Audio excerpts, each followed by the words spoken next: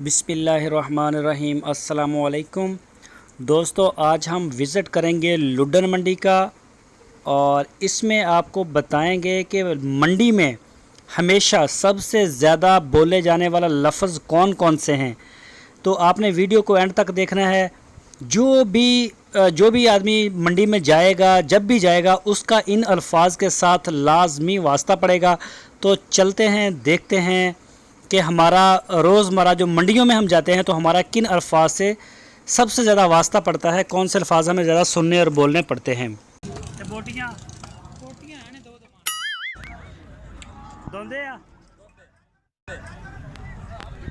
बोटियाँ किनिया ने 3.5 मन 3.5 मन बोटियाँ ने दोंदा खीरा एक खीरा। अच्छा जी, बोटियाँ किनिया ने बोटियाँ 3.5 मन 3.5 मन बोटियाँ ने दोंदे आ बोटियाँ किनिया ने बोटियाँ। अच्छा जी, बोटियाँ किनिया ने दोंदा खीरा एक खीरा 3.5 मन 3.5 मन बोटियाँ ने। तो दोस्तों, देखा आपने, मंडी में जब भी आप हमारी वीडियोस को रोज़ाना देखते हैं या दूसरे दोस्त हैं हमारे वीडियो बनाने वाले, उनकी वीडियोस को आप रोज़ाना देखते हैं, आप मंडियों में जब भी जाते हैं ये अल्फाज सबसे ज़्यादा बोले जाते हैं। इसका गोश्त कितना है, ये दोंदा है, चौगा है, छिग्गा है, खीरा है। चौगा, छिग्गा, खीरा, दोंदा, बोटियाँ गोश्त सबसे ज़्यादा, ये रेट से भी ज़्यादा बात होती है इसी के ऊपर। तो अब चलते हैं मंडी में और दिखाते हैं आपको ईद के फ्रेश रेट। तो देखते रहिए हमारी वीडियो को। अस्सलाम वालेकुम सर, ए केड़ी नस्ल है? प्योर साहिवाल ते ए दोंदा उरला बच्चा दोवें दोंदे कुर्बानी तो पहले दोंदा हो जाएगा। क्या दूसरा ये दोंदा है। ए दोंदा ये भी सही वाला। अच्छा, 2.5 साल का हो गया तो ये भी हो जाएगा। तो बोटियाँ किनिया ने ये बोटियाँ वजन कितना गोश्त का? वो 4.5 मन है, 4 मन है। 4 मन।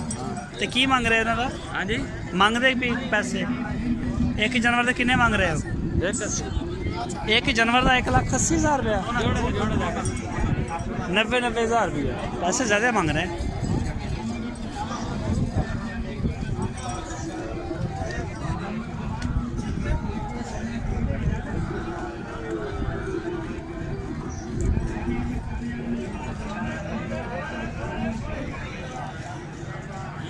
ये केड़ी नस्ल है? चुड़ेले दोंदे ने, दोवें दोंदे ने। ते बोटियां का वजन कितना इन्हां दे विच? 3.5 मन। ते की मंगने इहदा पैसे जोड़ी दा?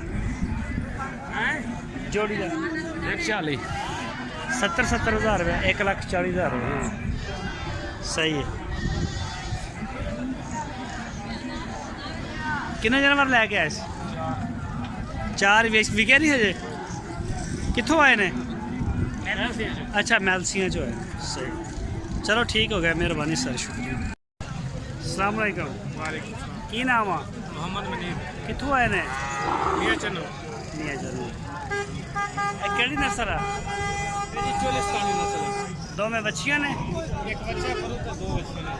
अच्छा, ए भी बच्ची, ए भी चोलिस्तानी है? हाँ जी, है 10-10 महीने दे? 10 महीने घट है, 10 महीने लगभग। 10 महीने का 8 महीने की लगती ना है, होएगी 10। तिना का की मांग रहे हो?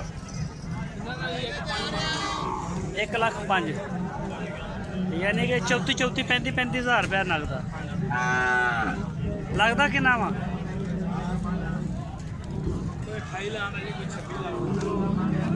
सही हो गया।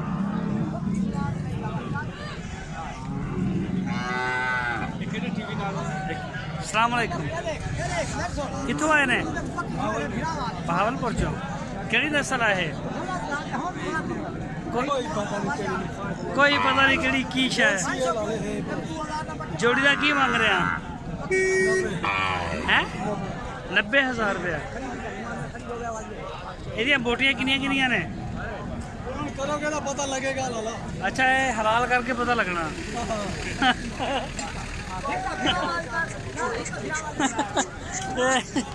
ਇਹ ਭਾਈ ਕਹਿ ਰਹੇ ਨੇ ਕਿ ਹਲਾਲ ਕਰਕੇ ਪਤਾ ਲੱਗੇਗਾ ਬੋਟੀਆਂ ਚੋਂ ਕਿਹਦੀਆਂ ਨਿਕਲੀਆਂ ਕਿੱਥੋਂ ਲੈ ਕੇ ਆਏ ਨੇ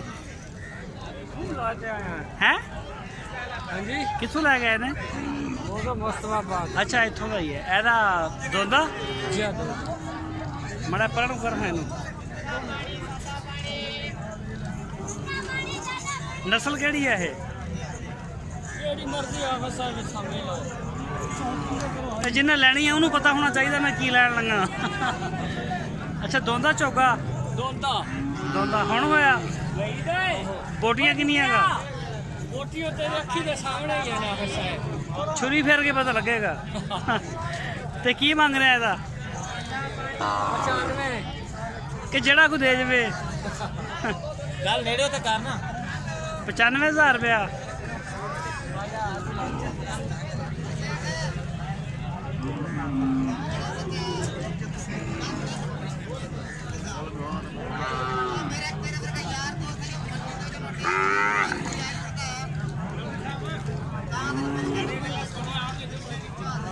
ਇਹਦਾ ਕੀ ਮੰਗ ਰਹੇ ਹੋ ਹਾਂ ਦੇਖ ਯਾਰ ਇਹਦਾ ਤੂੰ ਹੀ ਦੱਸ ਦੇ ਹੈ ਤੂੰ ਹੀ ਦੱਸ ਦੇ ਉਹ ਚੱਲ ਦੱਸ ਦੇ ਕਿੱਥੋਂ ਲੈ ਕੇ ਆਏ ਨੇ ਮੈਂ ਅੱਡਾ ਗੁਲਾਮ ਸਾਂ ਇੱਥੋਂ ਹੀ ਆ ਨੇ ਮੁਕਾਮੀ ਤੇ ਕੀ ਮੰਗ ਕੀ ਰਹੇ ਹੋ ਯਾਰ ਤੁਸੀਂ ਦੱਸਣਾ ਬੱਚਾ ਵਾ ਹਾਂ ਬੱਚਾ ਨਹੀਂ ਹੁਣ ਤੂੰ ਲੈ ਕੇ ਆਇਆ ਸੀ ਇਹਦਾ ਕੀ ਦੱਸਣਾ ਯਾਰ ਫਾਈਨਲ ਨਹੀਂ ਦੱਸ ਦੇ ਤੇਰੇ ਤੋਂ ਗਰਮੀ ਬਹੁਤ ਆ ਕੀ ਮੰਗ ਰਹੇ ਜੋੜੀ ਦਾ 48 ਦਾ ਜੋੜੀ ਦਾ ਜੀ 24,000 ਰੁਪਇਆ ਹਾਂ ਕੋਈ ਸਮਝ ਆਉਂਦੀ ਹੈ ਮੈਂ ਵੀਡੀਓ ਬਣਾ ਰਿਹਾ ਹਾਂ ਵੀਡੀਓ ਬਣਾ ਰਿਹਾ ਮੈਂ